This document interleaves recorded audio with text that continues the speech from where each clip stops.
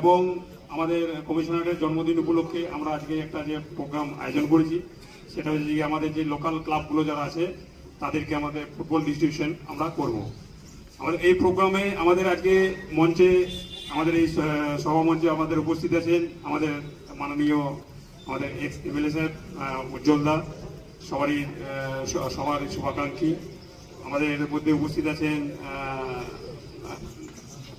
সুবলদা, আছেন দীনেশ দা, আছেন মনোহরদা, আছেন চন্দনদা এবং আমার অন্যান্য কলিগবৃন্দ এবং বিভিন্ন ক্লাবের সদস্যবৃন্দ এবং খেলোয়াড়রা। আমি উজ্জ্বলদা পারমিশন নিয়ে আজকে প্রোগ্রাম শুরু করছি। আজকে এই যে পুলিশ দিবস, এই পুলিশ দিবস উপলক্ষে আমরা যে এই যে প্রোগ্রামটা করছি, আমরা মানুষের সাথে, মানুষের পাশে বিভিন্ন ক্লাব, এই সমাজের সাথে আমরা যে থাকতে চাই, এটা তার একটা উদাহরণ।